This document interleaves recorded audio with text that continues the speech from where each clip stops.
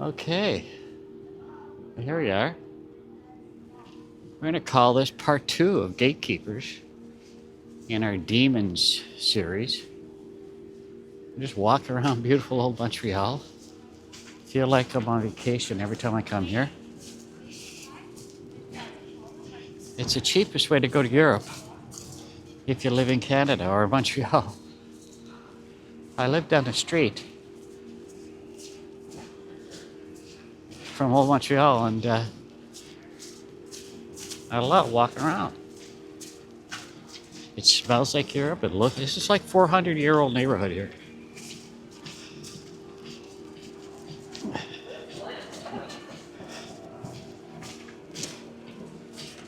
It's Super Bowl Sunday. So yeah, it's a big moment when you have a sight. You become familiar with the occult hand signs. You ever shaken anybody's hand and they kind of give you a limp handshake and you're like wondering what's up? Because if you're a Christian, you were taught to squeeze that hand like there's no tomorrow. And it might be a big giant man. He gives you this little limp because that's an occult handshake. You've been getting them your whole life and not even knowing. And by you squeezing their hand, you're telling them that you're not part of the occult. That's why they teach you to give a firm handshake, because they unteach you that once you join the occult. And that's who's doing all the graffiti, by the way, but we'll get into that later. Junior members of the occult. What's the average age for someone to join the occult? I'm talking Freemasonry. I'm talking Order of the Eastern Star. I'm talking Demolay. They go under 1,000 different names.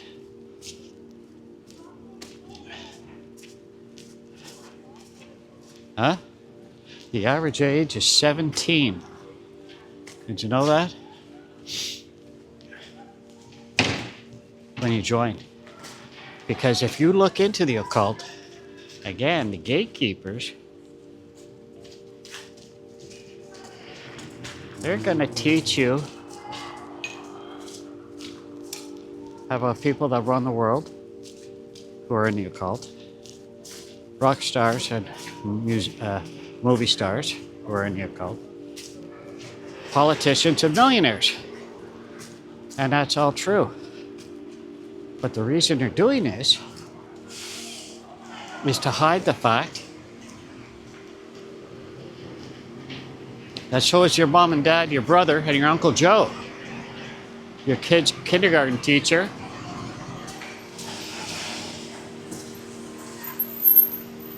I'm getting kind of noisy here. Did you hear what I said? Tour bus.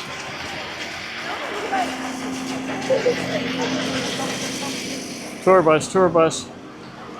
Somebody wiped that in the snow.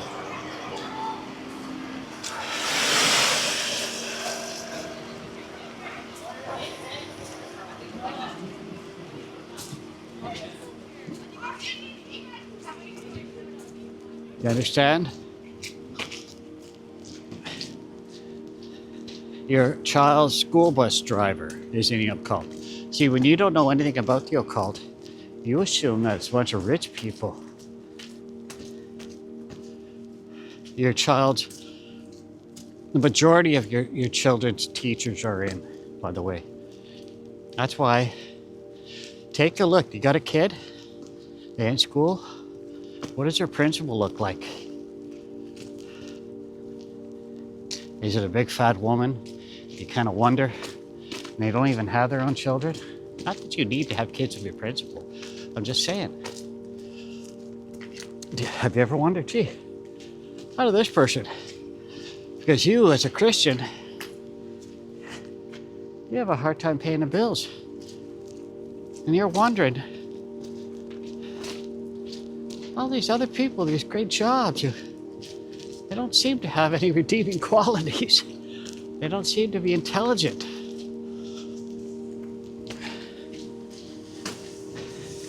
Have you ever had those thoughts?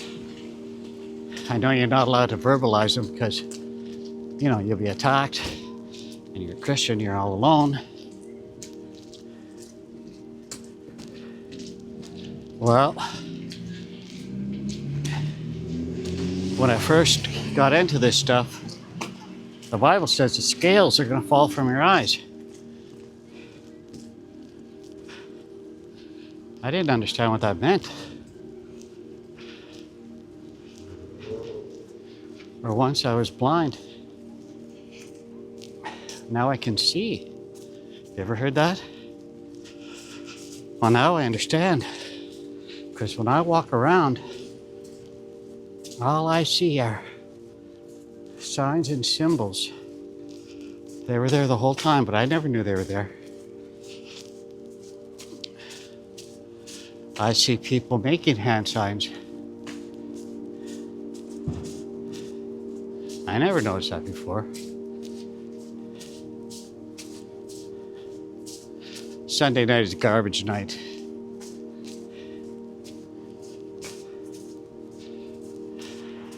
Kind of kills the buzz. So, when the Bible says the scales are going to come off your eyes, you're going to see a world that you didn't even know existed. And you'll be under attack. But at least you'll be able to understand it.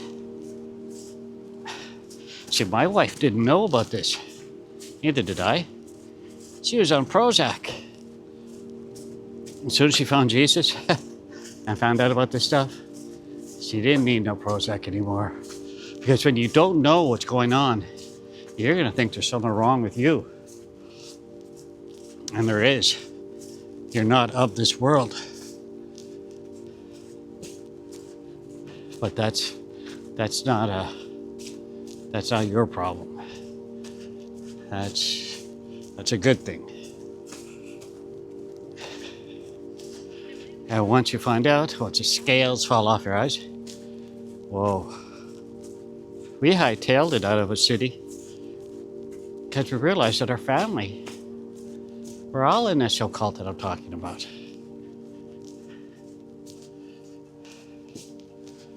And when you have to let your child go to school every day, and you realize, wait a sec, the teachers are making these hand signs.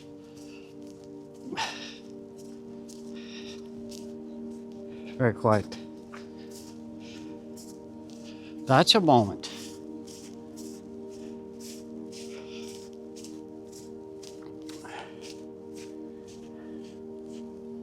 Notre Dame.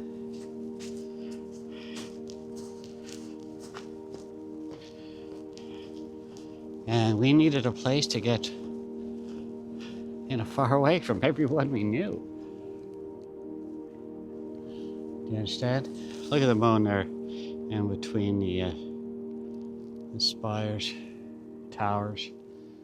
So they have it, I don't know, 3/4 finished. Looking good. Takes a while. It's almost done. It's a nice church. Very colorful area here. Do you understand what I'm talking about? As you wake up, you're going to find out a bunch of stuff you may not want to know. I know Christians, and don't get me wrong, you just have to know Jesus. But sometimes, at least for my wife and I, God had to let us know other stuff. So we, for us to come to Jesus, I guess. Very nice park.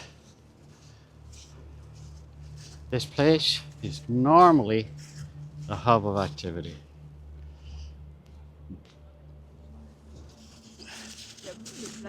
We'll be back, God willing, in the summertime. And there will be tourists everywhere. Now tourists go to the sun. There's still some here, but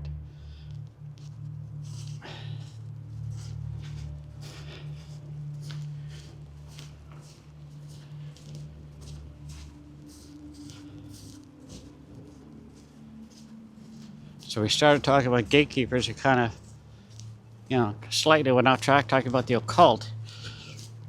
because they're hand in hand, and these occult people pretend to be Christians is the real point. All to lead you down the wrong path.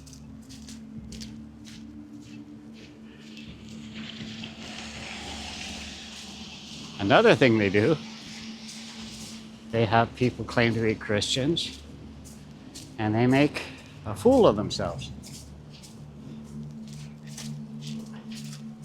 You see how that works? And now you're no better than them. They're politicians who claim to be Christians.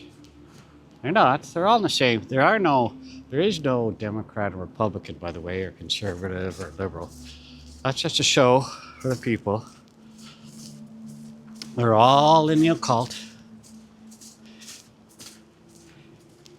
And the Bible states that iron sharpens iron. Look that up. What does that mean?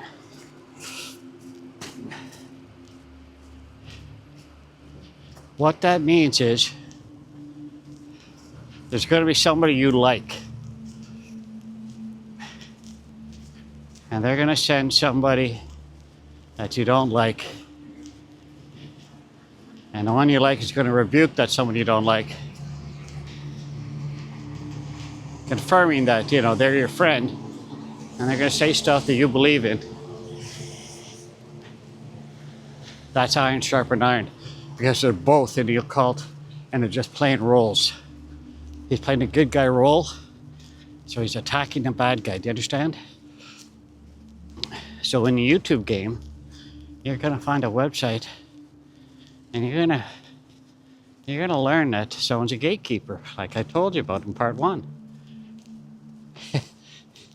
And someone's going to confirm that to you. So therefore, your enemy's enemy is your friend. So you think they're your friend. But you see, that's the level they play at. You get what I'm saying? Iron sharpens iron. So when one politician calls out another, you think, you pick a side. I don't like this guy. I do like that guy. That was the whole point. It's good for business. It's like in the hip hop world, the East Coast and the West Coast. It gets you to pick a side. But they're both on the same side. You see how it works?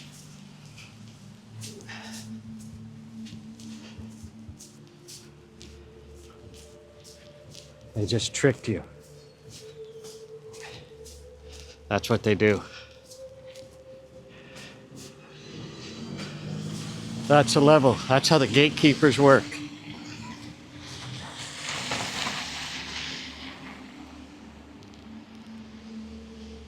The higher up in knowledge you go. There's a guy driving without his lights. Nice.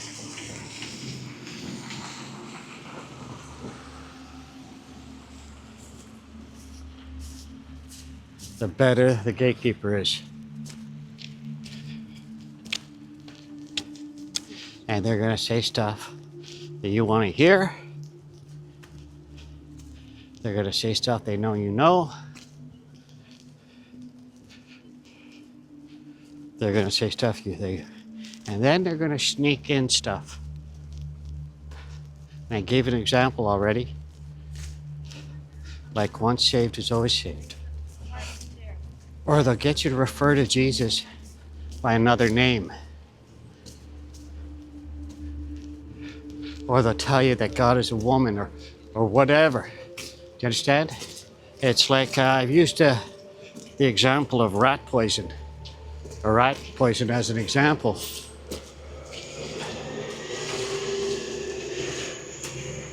And the point is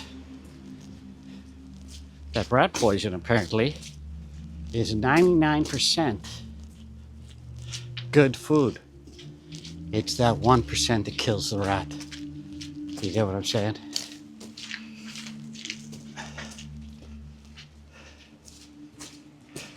I wonder if I could use the washroom. What do you think? We're gonna try. They let me use the washroom. Thank God for small mercies.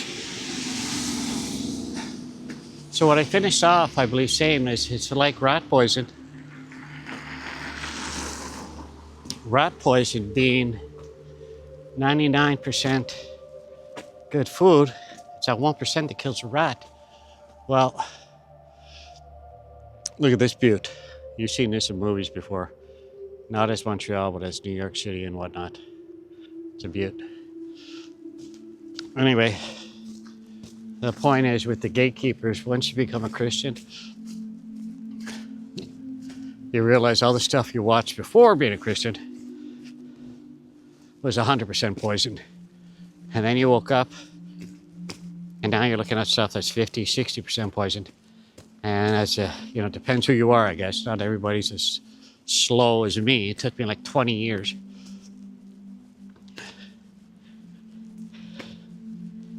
And still to this day, there are people who I followed, ministers, who are doing great work. Some of them, I don't want to use names yet. Maybe I will at some point. Keep you in a perpetual state of fear. Are you watching any minister who's talking about they're coming for the guns and the dollar, America dollar is not going to be the world standard? Or do you know anybody like that? Well, if you're new, but see how long they've been doing what they're doing. Because I look into people who I listened to 20 years ago, they're still at it.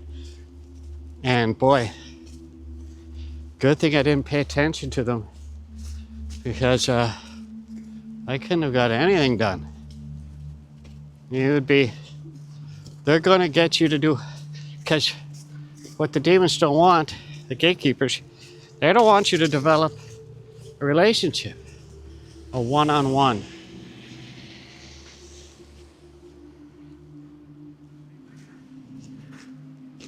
Lots of lights. Lights are good. So dark. Do you hear what I'm saying? So they keep you busy. They're going to make you stockpile beans. And yet they're going to quote the Bible. So you think, to get your confidence and, to get you to think that they're on your side. But they're going to have you spend a disproportionate amount of time. I mean, there was a while, remember when people are building underground bunkers for 2012? Hey, remember that? Oops. See, when you get to a certain level of Christianity, those who save themselves will die, and those who die will be saved. It doesn't mean to not put up a fight and to do the right thing and prepare. Don't spend all your money and have provisions, but you don't want to spend a disproportionate amount of time with that stuff. Because you have to work, you have housework, you've got all kinds of stuff to do. And, you won't have any time to read the Bible, to do research. You're going to be focused on digging a hole somewhere, or moving here or moving there. I mentioned touching the afterlife. Now, this person could very well be a deceiver. And you have to, don't worry about the deceivers. See, I'm going to have to take a picture here. Just one sec. Nah. Anyway, it's kind of nice there, see? You got that old church, Marche Bonsecours, the Ferris wheel.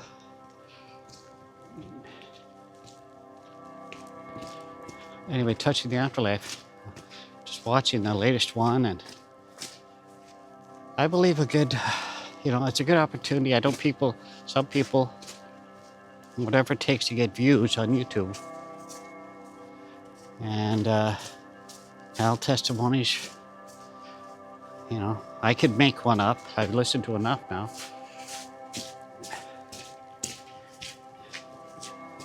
But if you're afraid of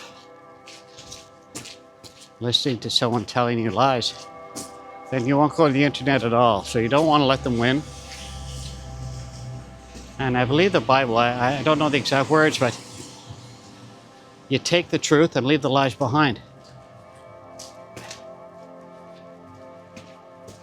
And when you look at things through a Christian perspective, you learn a lot even from the liars.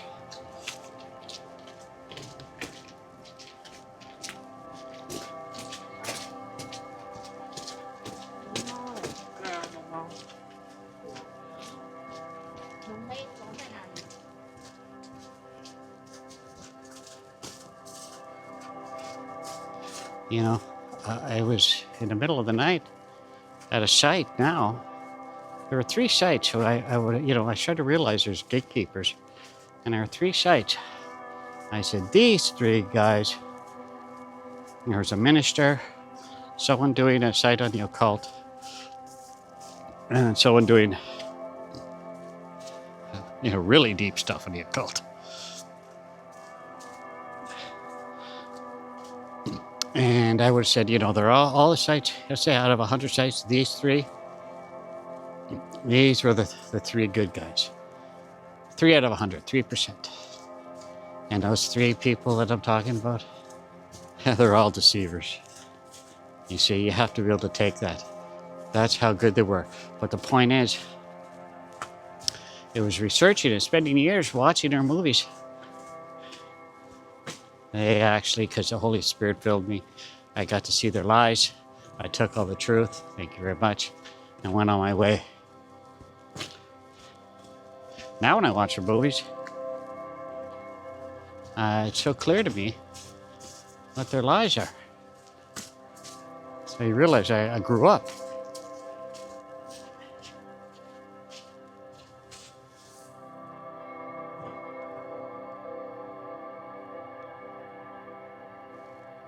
Beautiful church.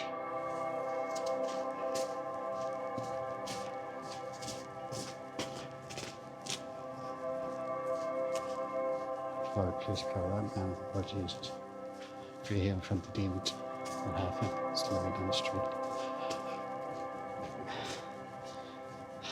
Rebuke the demons to keep this man on his side of Occult. Lord Jesus. So we started talking with gatekeepers, went off onto the occult, who are gatekeepers, or the gatekeepers are all a part of the occult. They play the role of Christians. It's a form of mockery. They'll either do talk to fool, like there's presidents out there, I won't name any, that are part of the occult.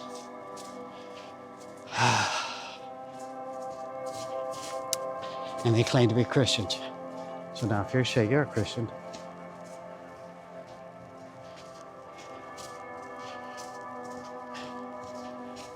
you're no better than them. And that's why they do it. So learn about the occult signs and symbols. I'll give you a clue. Winged disc, horned disc. Those are 2 very popular occult symbols. And look at their, I don't know what's called, avatar or banner or whatever, YouTube page. Look for the planet Saturn. Look for the ring of the planet Saturn. That's another one. Pyramids, without a doubt. 666. And when they write their letters, you probably just write an E normally and a G. You'll notice that in their letters, they managed to get 6s in there. Now, sometimes people do this by mistake. Yes, I know. I owned a restaurant. And in retrospect, because I didn't know any better, I had all kinds of occult symbols. even on my business card. You can trick the occult members for a little while. But they have ways of finding out if you're in or not. And eventually, they're going to find out you're not. Take a look at the ministers. Do they have a black ring on their pinky finger? If they do, not good. Bad. Does your grandfather have a black ring on his pinky finger? Did he own a business? You see, the gatekeepers, like I mentioned, they'll make you think that everybody in the occult's a rock star, politician, a millionaire, a big shot. The occult is like an army, and they have rank. And even the lowest, buck private and the brigadier general, their major general, are in the same army.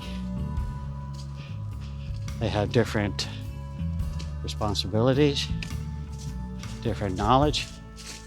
They all get paid by they all get the same color paycheck with the same name on it. Well, that's the way it is in the occult. You might be a lower level member and not know really what's going on, except you've been put to work and told, do this and don't do that, and say this and don't say that, and you do it, and in your life, you'll have money.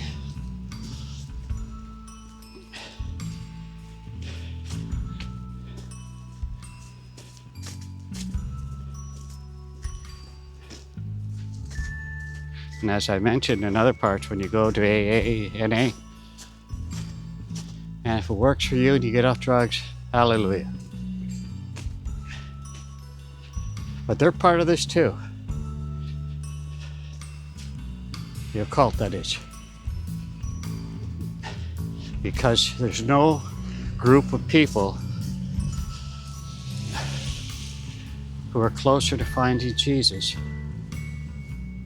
than an alcoholic or a drug addict. I mentioned this before, just in case you didn't watch. So they want to get you off drugs, which is great, because the demons can make a lateral move. They'll take their hands off you, because all demons are making you do drugs and drink, by the way.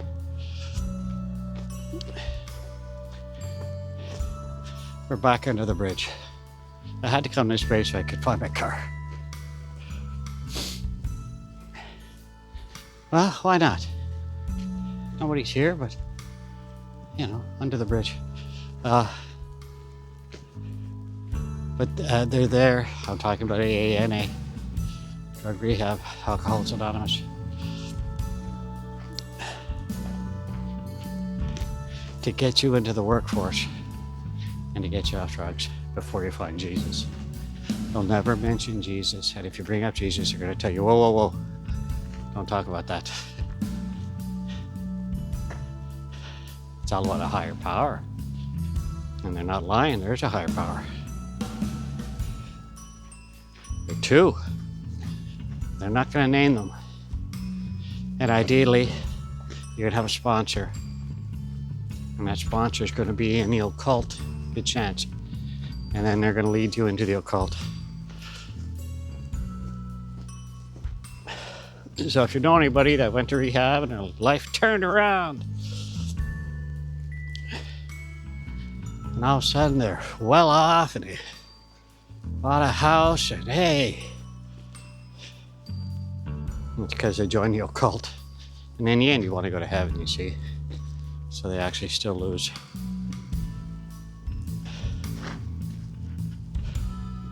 So again, I know people now who work in rehab, and they're part of the occult. They're not good people.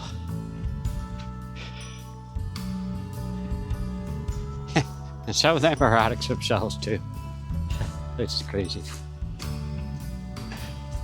And they make you go to weekly meetings, which are impossible to do and depressing.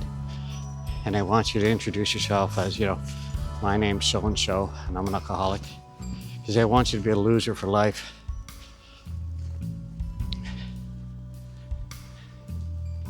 You're not an alcoholic. You see, it's about demons, but what do they tell you it's about? Chemical imbalance, meaning that if you never drink or do drugs again, you're still an alcoholic for your whole life. That's what they tell you, or get you to believe, and that's not true. You're demon possessed, the demons fled from you, you found Jesus, you're fine. You can drive by a bar without running in and getting drunk.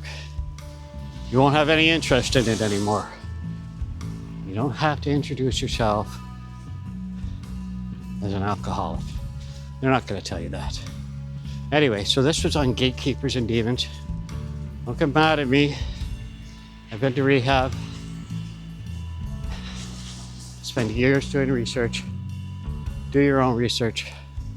I'm just here to share what I've learned. And we'll see what I come up with in our next talk. I hope I help some people. Good night.